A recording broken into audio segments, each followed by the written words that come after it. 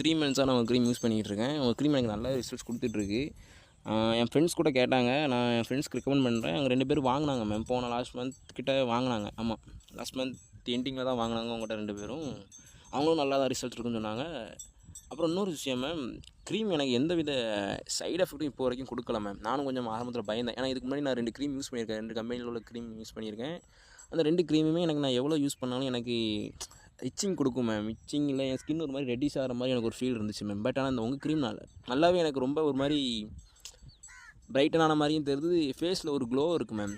பார்க்குறவங்க ஃபுல்லாமே கேட்காங்க, என்ன யூஸ் பண்ணுறேன்னு என்னோடய க்ளோஸ் ஃப்ரெண்ட்ஸ் நிறைய பேர் என்கிட்ட கேட்டாங்க மேம். ரெக்கமெண்ட் நான் நிறைய பேருக்கு பண்ணியிருக்கேன். அதில் 2 பேர் லாஸ்ட் மந்த் தான்.